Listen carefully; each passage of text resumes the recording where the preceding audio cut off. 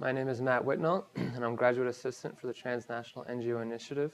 And I'm here with Dr. Marshal Ganz, who is senior lecturer in public policy at the Kennedy School at Harvard University. So Dr. Ganz, thank you for taking the time to sit with us today. Thank you. So my first question, I'd like to start off by hearing generally your brief explanation of your work at the Kennedy School.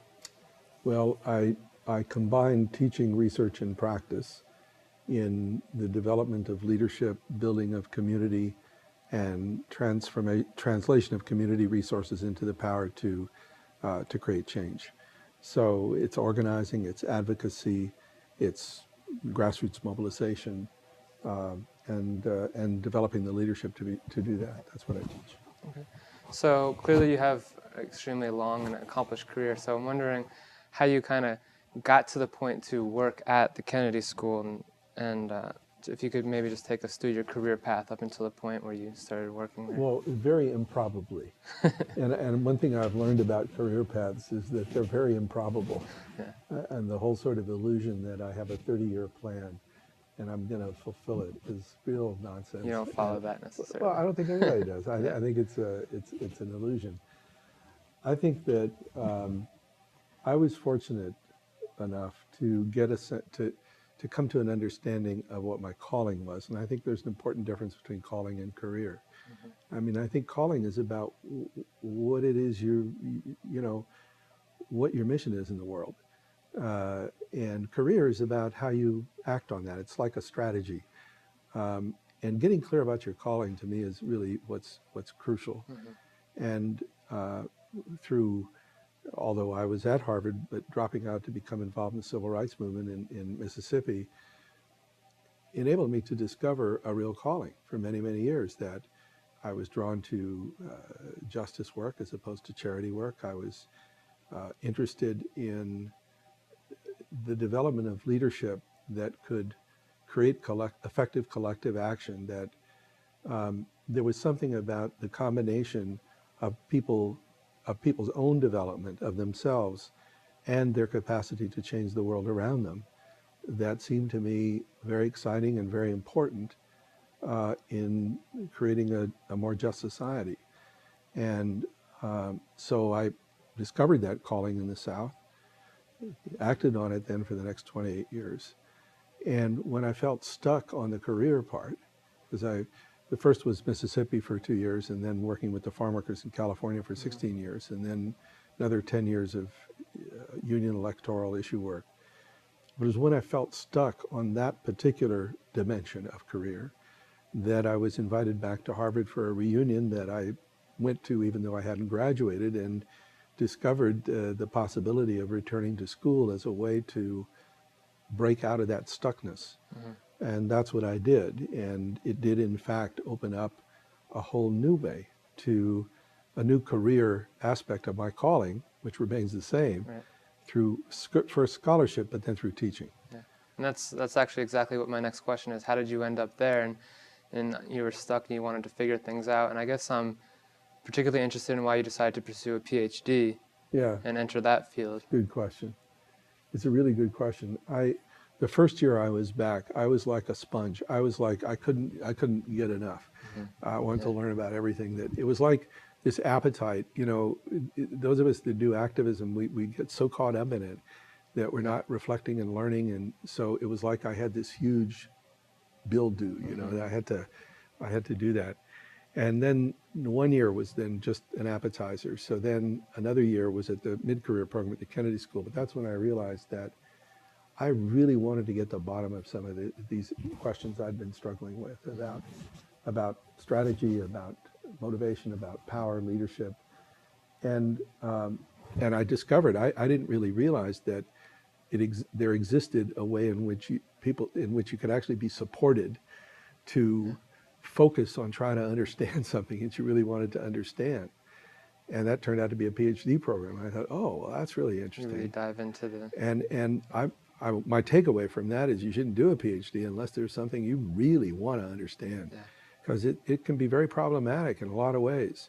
For me, it was just what the doctor ordered, because I found the right set of faculty to work with, and I was able to combine it with my teaching, because the first year I did my doctoral work, I was asked to design an organizing course at the Kennedy School.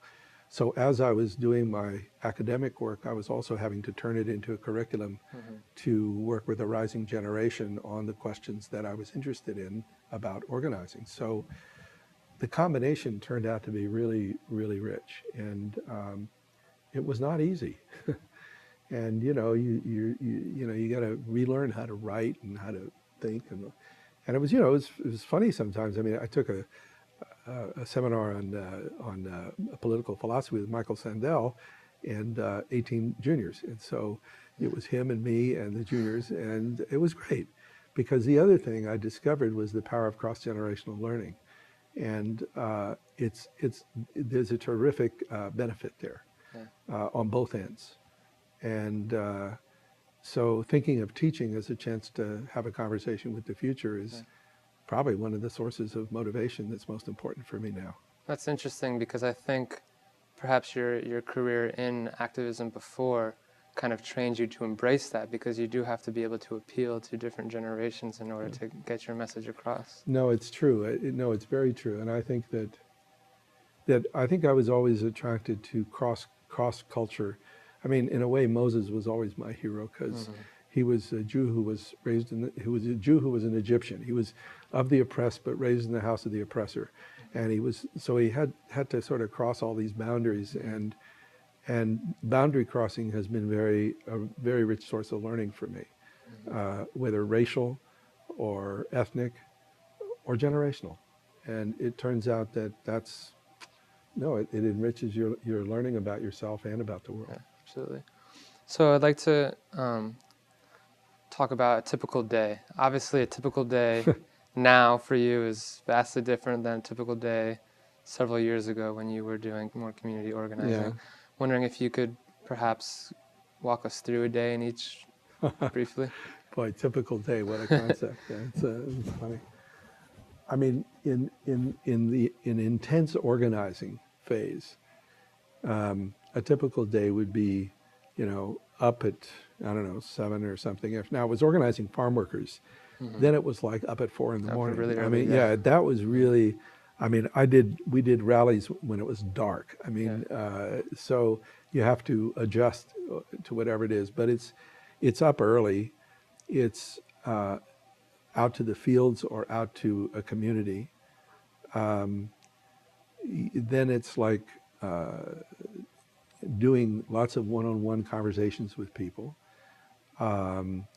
It's debriefing with the people you're working with.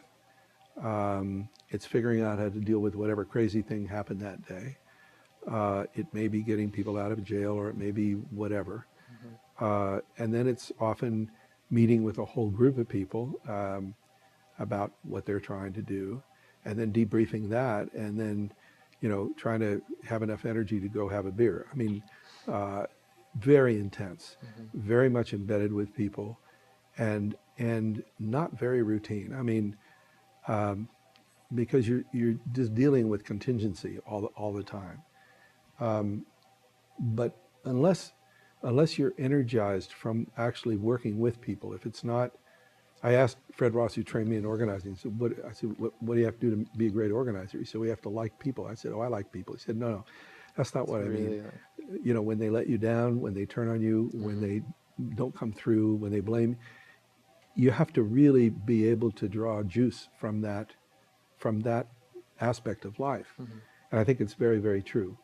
If you draw energy from seeing a person stand up that was too afraid before to do it, it's not just winning the big victory or getting the law, it's those micro successes that fuel you. So that's what, I mean, so organizing, I was very intense and always worked in campaigns. So you'd go through a period of real intense activity, and then it would be over, and then there'd be go to the seashore, and then regroup, and then launch another one. All over again. And so, it was intense and exciting and costly, because it also required such intensity of focus that, personal life often just kind of went by the wayside. Now, I mean, it's interesting because now I get up early. Usually have a meeting. It might be on Skype with somebody I'm working with in some other country or here, and then go to school and usually have several meetings, and then teach my class, meet with my teaching team, debrief the classes, meet with individual students, give a talk, be in a seminar. But then it's interspersed with lots of workshops and training that I also do. We did our first workshop in China in December at Peking University, which was very exciting. So there's travel like that. What is real, what characterizes what I'm doing now is really that I'm really working with a network of former students, of colleagues, and of activists to develop, to create a learning community around these practices and skills of organizing. And so it's very much embedded in interaction and crossing over between theory and practice and research and both domestic and international. So it's it's exciting. It's great work. I'm grateful for it. The contrast is really interesting because I think a lot of students in particular who are, graduating from their master's degree or what have you, it's kind of a difficult situation for them because maybe they have experience in the field doing whatever it may be. And, now they're maybe looking for a more managerial position. However, they still kind of yearn for that experience with the people. Yeah. And that's, true for myself as well. And so, see, I think it's really, really crucial to locate where your energy source is and really honor that. It's like finding your calling. Paul Farmer is a really interesting example, the Partners in Health guy, because his career for many years consisted of time at Brigham and Women's Hospital, time in Haiti, and time being a World Health advocate. And the Haiti time was about clinical practice, because he needed that in order to keep grounded in clinical medical practice, to keep grounded in what the whole thing was all about. And so I think you have to really pay attention to what energizes you and do that. Right. And managerial positions may not be appropriate for all of us. And there's different ways to manage. When my class started getting big, I was saying, oh my God, now I can't work with each student. But then I realized I could develop a team of teaching assistants, of teaching fellows, work with them and actually model leadership development and teach more effectively. So it is more of a management deal, but it isn't really, because it's just doing what I was doing at another level. So I just think you really have to pay attention to what motivates you. Okay, great. Well, I think on that note, we should wrap it up as very interesting insight. So thank you for your time, Dr. Marshal Ganz, and that wraps up our career interview with the Transnational NGO Initiative. Thank you. Thanks, Matt.